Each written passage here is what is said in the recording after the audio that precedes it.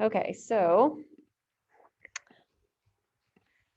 first, the stuff on Canvas. I've already put the link up for the Kahoot review quiz.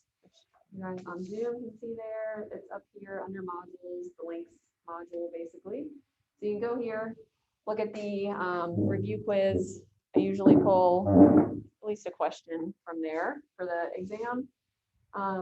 So that's a good way to kind of study. And then some additional pieces that I added to the Unit 2 module. So there's a lot on this exam, right? So we did Chapter 5 was histology, the tissues. That's a lot in and of itself.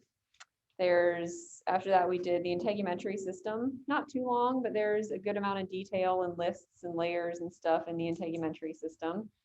And then bone tissue, and then the skeleton. So it's 4 chapters. It is a lot of material, just as a heads up for your study plans and how much time you're gonna put towards it. There's a lot of material. I put the study guide up, I think on Saturday, so it's there for you. I also added, as kind of an addition to the study guide, the list of bones that you need to know, since I didn't lecture and go through each of the bones. So the list of bones is here. It's pretty similar to what you'll see in lab, or what you did see in lab if you've already had lab this week. But I've broken it down by the axial skeleton, cranial and facial bones. And then I've also added, there's a few bone markings that you'll need to know, so features of these bones. So like the occipital condyles on the underside of the skull. That's how the skull articulates with the first cervical vertebra. So there are some pieces on here that are not necessarily bones, but they're features of those bones. There are far more bone markings than I have listed on here. So this is just kind of a pared down version, the ones that I want you to focus on. So you should know what all of these terms and bones are. And then, yeah, so spinal column, then the appendicular skeleton on the next page. So hopefully that kind of gives you a guide, at least something to check through, make sure you know what these different bones are. Okay. So let's go. Back to modules. I also added just now, actually. So the carpals and the tarsals, I mentioned them. They're a pain to learn. So I put a little helpful file up here with a mnemonic device to help you learn the carpals and the tarsals. So this is from another book, basically, that I have for anatomy. But you can look at this on your own time. Sandy left the party to take Kathy home. That's the mnemonic device. It's not super helpful. There's some other ones out there if you find them more helpful. Just a quick Google search will help you find those. And then at the bottom here, where are we? So there I've listed by number which of the bones they are. So you have 8 different carpal bones all kind of mashed into here. They're really hard to ID, and like I said, I think on Monday, I'm not going to ask you anytime I ask you about like specific carpal bones, it'll be a bonus question. I think it's a pain to learn these and to remember them. So know what the carpals are. So if I point to the carpal area on a diagram, know the carpals, but the individual carpal bones, knowing the names of them will be just a bonus if you can learn them. Okay, so that's up there. Same with the tarsals. That's the next page. They're not quite as bad, but they're still kind of a pain. So there's the tarsals. And a little mnemonic device here too. So hopefully that's helpful. And then I think that's all I added. Oh, there is something, the skeleton diagram overview that'll be helpful. I'm actually gonna hand it out here in class in just a little bit. So, but it's up here, it's a blank one if you wanna kind of quiz yourself again. So you'll see that in just a minute. Okay. Oh, I have not put up, I need to put the skeleton, I don't have time, of course, the skeleton Jeopardy up. I'll put that up so you guys can study that too. The histology Jeopardy is up here. So that PowerPoint file is there for you to look through and kind of quiz yourself on the different histology questions. I think that kind of catches us up in Canvas. Any questions about this stuff? Or the test? Same setup as last time. 45 questions, multiple choice, 5 fill in the blank, and I'll probably add a couple of bonus questions. Okay. So let's go to that intro skeleton PowerPoint that I was covering last Friday. I just have a few more slides to get through on there, some additional information, and just kind of almost a wrap up kind of to the skeleton. I believe we ended, I think we talked about the ribs, and that's where we ended. We didn't get into the appendicular skeleton at all. So I did all the axial stuff. Talking about the appendicular skeleton, again, this is just an overview, so I'm not going to talk about each of the bones. It's mostly just to give you a little bit of extra information beyond just the bone names that you may not otherwise have come across. And also just to summarize, kind of summarize the appendicular skeleton. Okay, here we go. This won't take too long. Okay, so into the appendicular skeleton, the first part, if we're moving from the top down, you have the pectoral girdle or the shoulder girdle. That's what's attaching your arms to the axial skeleton. This consists of the clavicle and the scapula. So collarbone and shoulder blade. Those are the only two bones in the pectoral girdle. The clavicle is going to connect or articulate with both the sternum and the scapula. Here. So it connects to the top of the sternum and then basically the top of the scapula on the outer side. So sternum here, scapula out here. So it'll articulate with those two bones, and then the humerus connects to the scapula. So your arm doesn't connect to the clavicle, it connects specifically to a part of the scapula. And that's the basics of the pectoral girdle. So that's how our arms are actually attached to our bodies.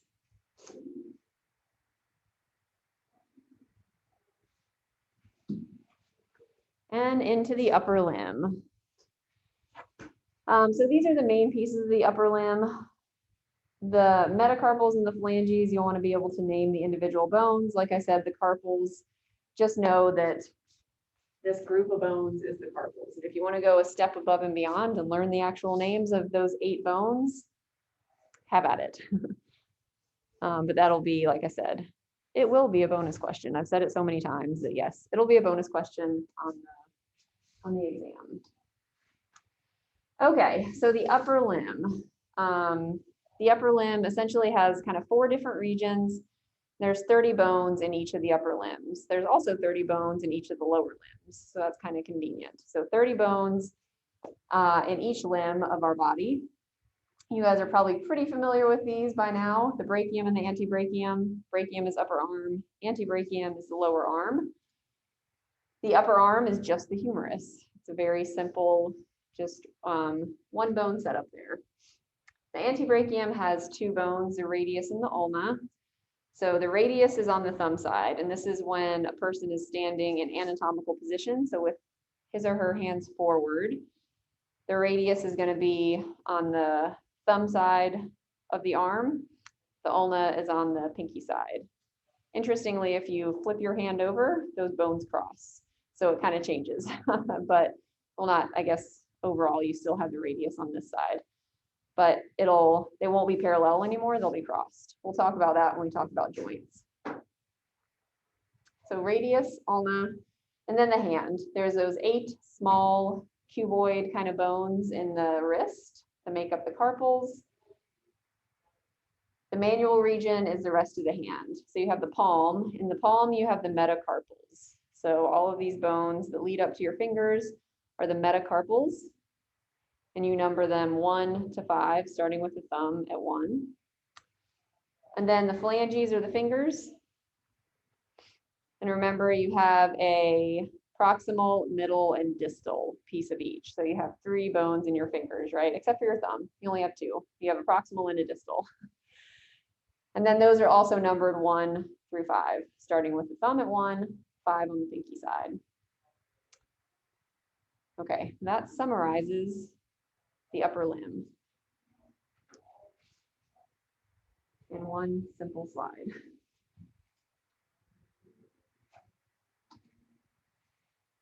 Down to the lower half of the body, the pelvic girdle. So I have a little bit more detail on the pelvic girdle. It's sort of a bit more complicated, definitely more complicated than the shoulder girdle. So what it is essentially a ring of 3 bones. You have the 2 what we kind of refer to as hip bones or coxal bones. So that would be that and that. And then you have the sacrum, which forms basically a wall on the back of the pelvic girdle. So here you have a coxal bone on the right, coxal bone on the left, and then the sacrum. So you guys are already familiar with the sacrum. It does make up part of the pelvic girdle, but it is also part of the axial skeleton. So this one kind of goes, I guess, a little bit in between. It can be axial or appendicular. Okay. The 2 coxal bones, so they'll articulate with the sacrum, and then they come together in the anterior portion with what's called the pubic symphysis. And a symphysis is a specific type of joint, basically an immovable joint, thankfully. And we'll learn about those, like what a symphysis is, but just know the term pubic symphysis, and that's where the 2 coxal bones join in the front of the body.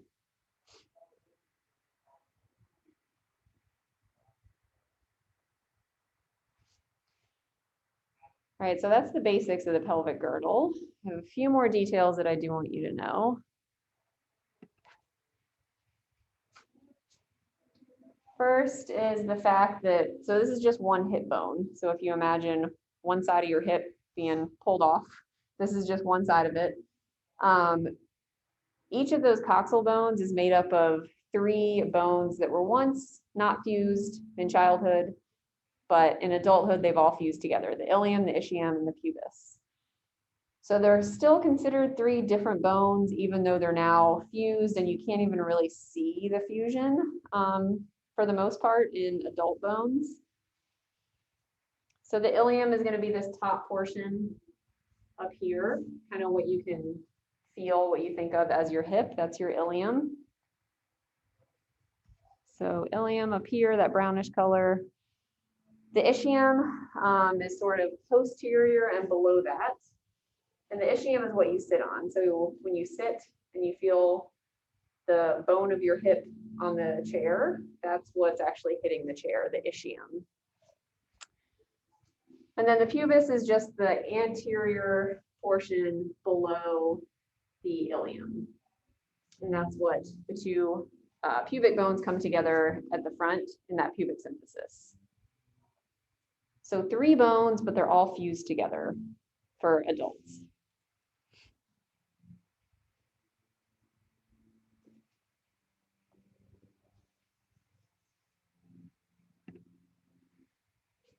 A few features that you want to be familiar with. The iliac crest, so that's on the ilium, at the very top here. So that's going to be the iliac crest. Right here for you guys on Zoom, iliac crest. That's what you can feel, basically your hip points. That's going to be your iliac crest. The acetabulum, I think we talked about, I don't know if we got to that question in Jeopardy, but the acetabulum is where the femur articulates with the hip. It's a really important feature on the hip bone. You definitely want to know the acetabulum. So here you can see the acetabulum. You probably heard of ball and socket joints. So that's the socket, essentially, that the ball of the femur, the head of the femur fits into, the acetabulum. So this will be on the outside of the hip because your femur articulates on the outside of the hip. And then there's also a really big hole in the kind of the lower portion of the coxal bone, called the obturator foramen. So foramen, you know, it's a hole. It's a really big one. It's this right here. Generally, it's covered by fibrous membrane. So not a whole lot happens there, but it's important to know that that's there and to know the name of it, just because it's a pretty big hole in a bone. So the obturator foramen, mostly covered with fibers, not a whole lot else going on there. Okay, so those are 3 features you want to know for the hip bone, beyond knowing those 3 bones that make it up.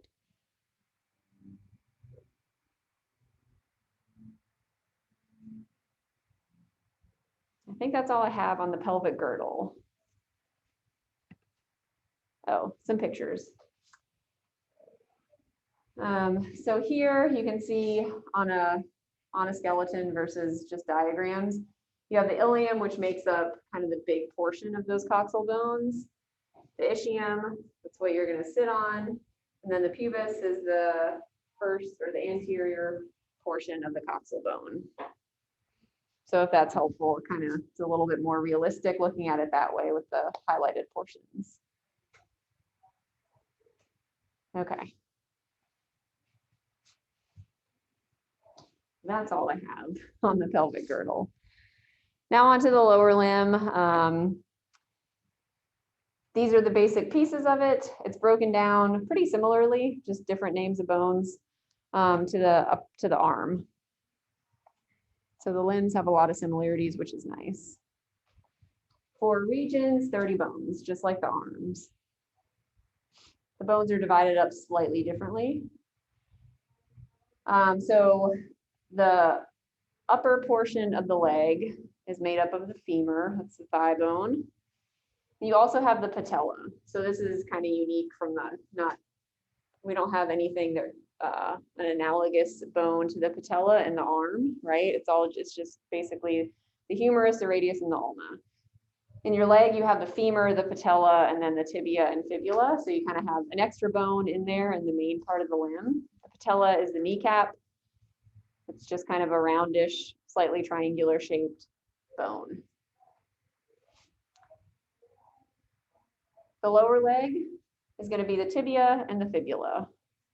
It's really easy to confuse these. They sound familiar.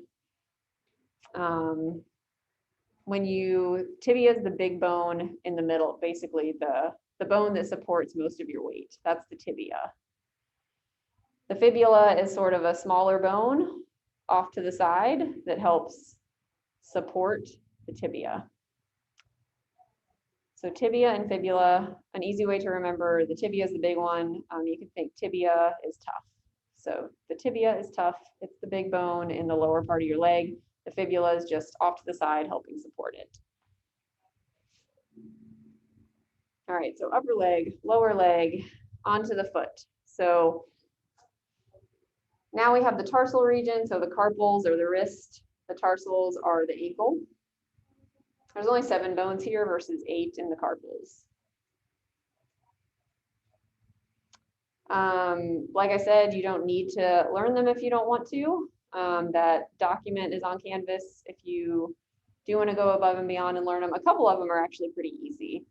It gets a little tougher as you get further away from the lower part of your leg, but I think the ankle bones are actually a little bit easier than the wrist bones. Okay, so tarsal region, 7 bones. Then you have the metatarsals, just like you have the metacarpals. So whatever the analogous, I don't know the name for it, but like the palm of your hand, but your foot, like the main part of your foot, that would be the metatarsal region. So you have 5 of those leading out to your toes, and then you have the phalanges. So phalanges, that term applies to your fingers and your toes. Same thing with the toes. You have the proximal, middle, distal, except for the big toe, you only have proximal and distal phalanx, I guess, is the singular. Okay. And that, in a nutshell, is the summary of the skeleton. So definitely look at this PowerPoint when you're studying. Make sure you know this information along with that list of bones that I put on Canvas. Okay. Any questions about that or what you need to know from that?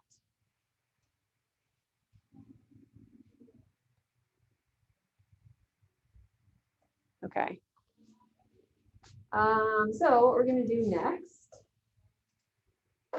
is you guys on Zoom, I'll pull this up, so I'll share this with you on the screen so you don't have to pull it up. But the skeleton diagram overview, it should look like this, is on Canvas. So if you want to pull that up, I know you may not have a printer in your room, you don't have to print it out, but I'm gonna have you guys label as many of the bones from memory as you can right now. This is a very broad overview. So you'll notice there are a ton of cranial and facial bones, right? That's one of the toughest parts of the skeleton is the skull. Here, it's just the skull.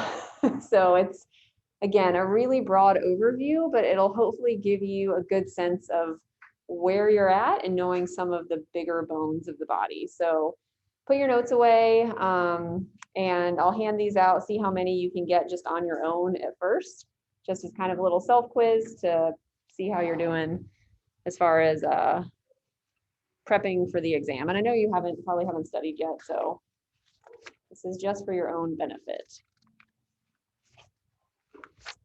Okay.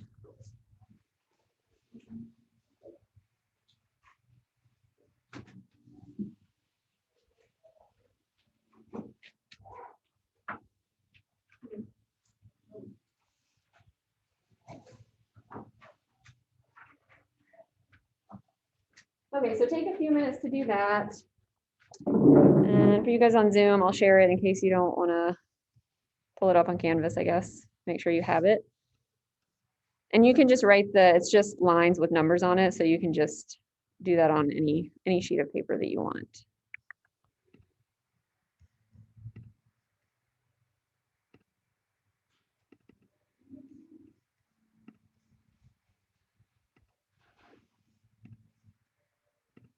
Okay, so I should probably zoom out. So you guys should be able to see the diagram now. It might be better if you just download it on Canvas.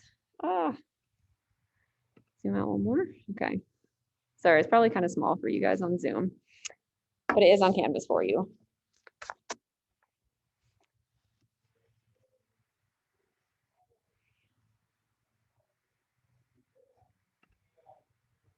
Recording again.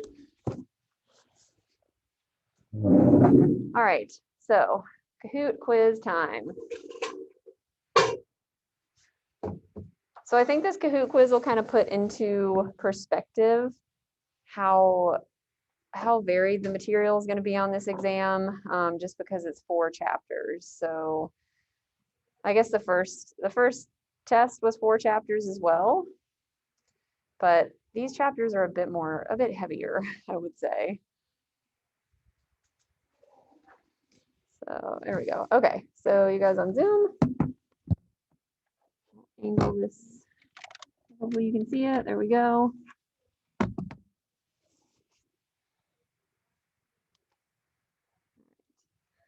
Like I said, I already put this link up so you have access to the quiz.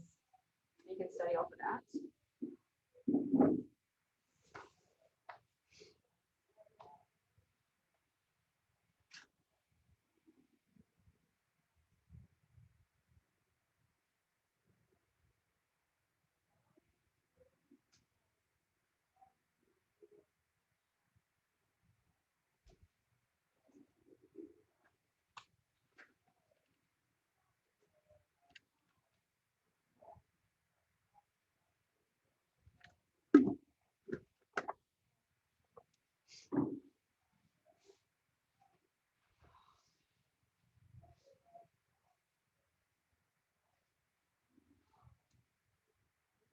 All right, are we good?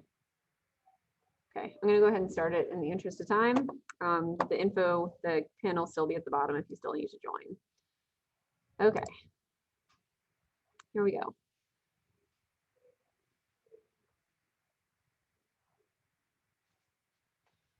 The shape of a person's external ear is due to the presence of what?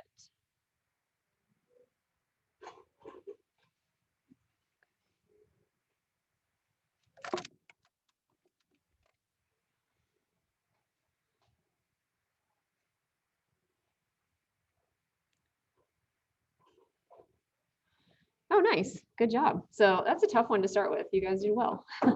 Elastic cartilage. So you know your ear's cartilage. There's a few different kinds of cartilage you need to know. And elastic cartilage is what makes up your outer ear. I always think of it as your ear kind of bounces back. This probably isn't like an accurate reasoning, but it bounces back. So it makes me think that it's elastic.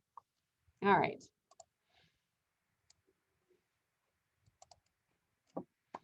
Number 2, skeletal muscle is described as what?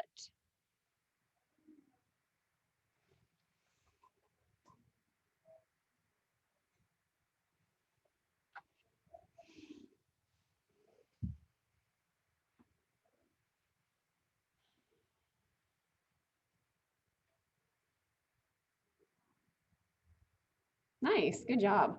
Striated and voluntary. So skeletal muscle, if you remember, has those stripes, those really obvious stripes in it. Those are the striations, and skeletal muscle is definitely voluntary. We can decide when we move our arms and our legs. The other two kinds of muscle, cardiac and smooth, we have no conscious control over when those muscles contract. We can't control when our heart beats, and we can't control when our smooth muscle, like in our digestive tract, actually contracts, right? So skeletal muscle is the only muscle that's voluntary.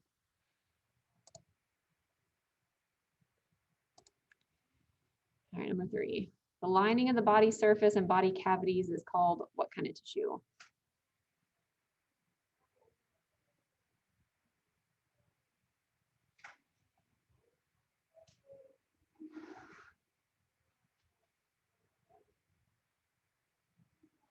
Nice, epithelial, good. So the lining of the body surface, pretty easy to remember, that's epithelial tissue, but don't forget the cavities inside our body. All those kind of hollow areas are also lined by epithelial tissue. You guys are crushing it. Nervous tissue is composed of which 2 cell types? Shouldn't even have primarily in there. There's only 2 cell types.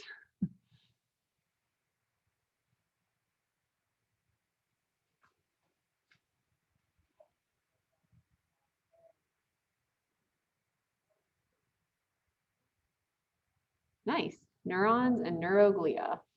So neurons are also called nerve cells. So they kind of have 2 names, but neurons are the big ones, like the main control centers of the nervous system with those branches kind of coming off. And then the neuroglia are the tiny little cells around them that are basically helping support the neurons. All right. Number 5. This is a long one. I won't read it.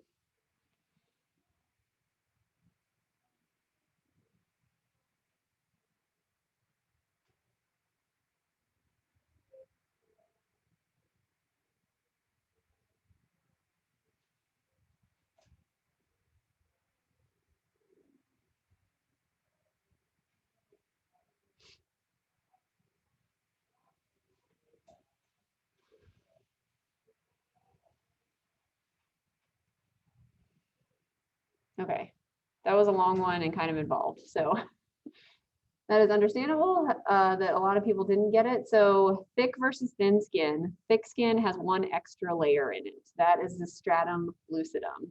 So thin skin is missing the stratum lucidum. You definitely want to know that and know that thin skin has 4 layers, thick has 5. And you do make sure you know the order of those layers. So from stratum corneum at the top all the way down to basal at the bottom. Yeah, there you go. So a reminder that the epidermis has several layers. And also know where thick versus thin skin is found in the body.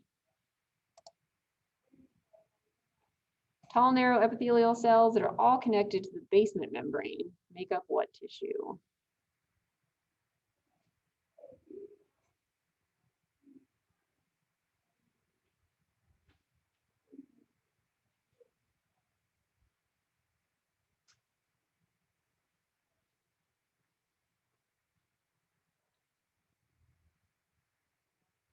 Nice, simple columnar. So tall, narrow cells are column-shaped cells, so it's columnar. If they're all attached to the basement membrane, that means it's not stratified, it's not multi-layered. they're not stacked on top of each other, if they're all connected to the base. So that means it's simple versus instead of stratified. Good job.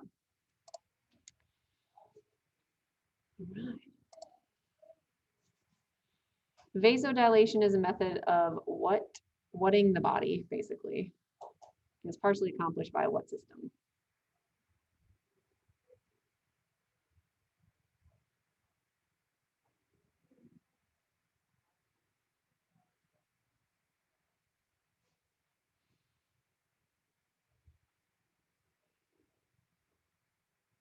Nice. I should have given you guys more time on that one. Sorry. That was really short for a long question.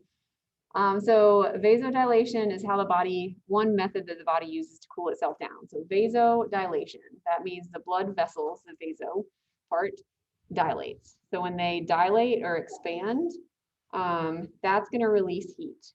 So vasoconstriction is the opposite, where they get constricted and they hold heat in the blood vessels. So vasodilation cools the body. The integumentary system plays a part in it. Obviously, the cardiovascular system does too, because it's blood vessels.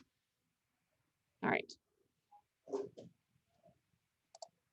Next. All right. Which type of sweat gland is found in the axilla and is inactive until puberty?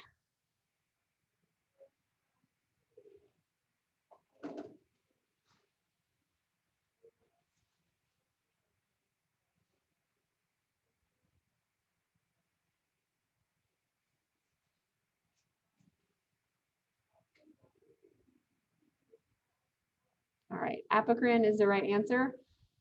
This is a tough one. Those different sweat glands can be really confusing to remember. So you have apocrine and eccrine are the two kind of general sweat glands we talked about.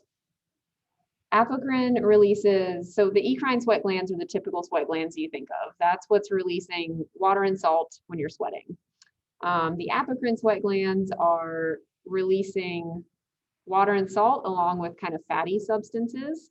So they're found in the genital region as well as the armpit, which is the axilla. So if you remember the axillary region or axilla, that might have been a clue to you. They're inactive until puberty.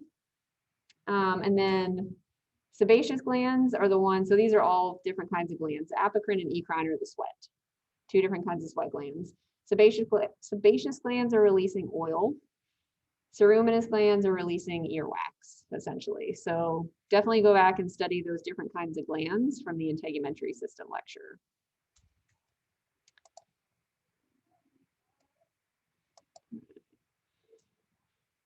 Oh, so here's, I have a few questions where you just have to identify the bone that's highlighted.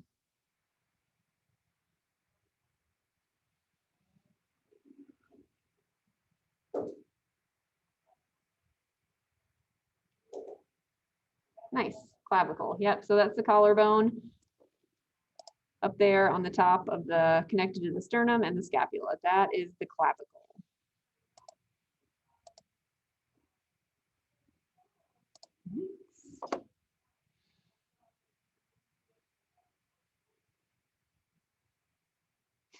I just gave you guys this. Nice, sternum. So yes, the sternum is the breastbone right in the middle of the rib cage there. Good.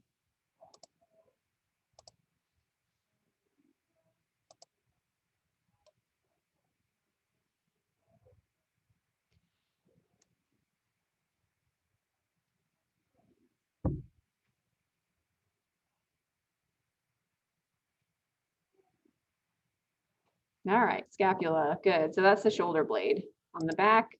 It's weirdly shaped. It's a really weird bone. That's the scapula. A weirdly shaped bone, I should say. All right, next bone. These are the feet, by the way, if you can't tell.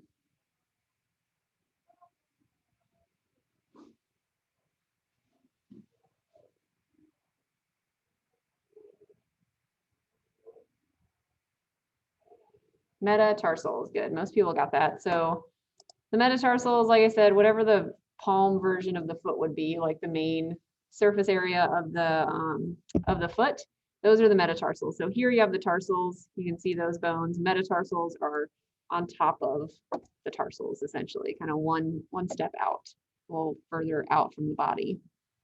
All right, so those are metatarsals.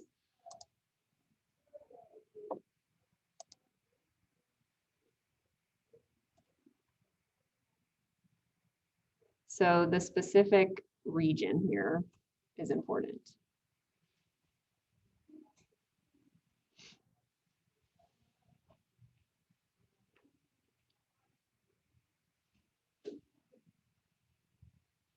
All right, thoracic.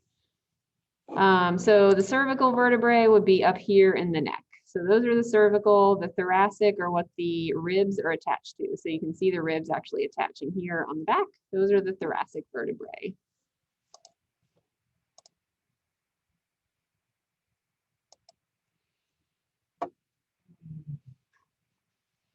So this is the leg. Otherwise you can't really tell. I guess you can.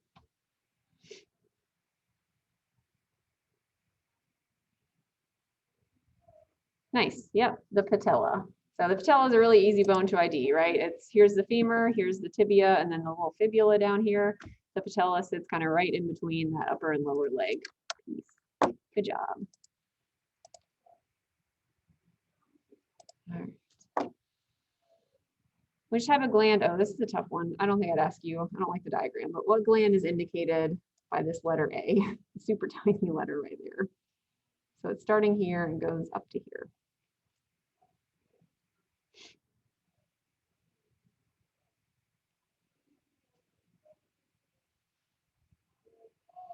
It is an eccrine sweat gland. So your eccrine sweat glands are your typical sweat glands, like I said, the ones that you think of when you sweat, that are releasing most of the watery perspiration. And they release that perspiration directly to the surface of the skin. These glands over here are, this is an apocrine sweat gland and then a sebaceous gland. Those glands release their excretion into a hair follicle. So these will release into a hair follicle. The eccrine sweat gland just directly, simply out onto the skin surface. All right, let's do one more. The upper layer of the dermis, what's that called?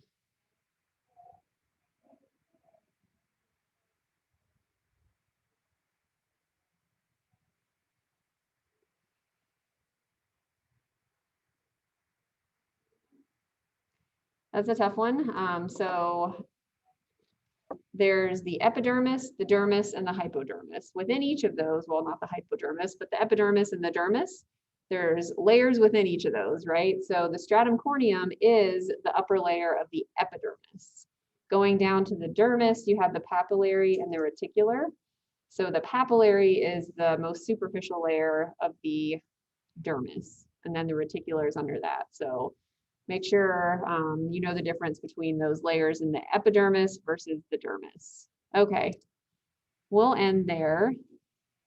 Jack, Marissa, Ashley, 1, 2, and 3, good job. And Riley, the highest climber, good job. So email me if you have questions about the exam or anything on the study guide or anything about the material, what you need to know, that kind of stuff. Otherwise, I'll see you guys on Friday, everyone, Zoom people too, up in the bio lab.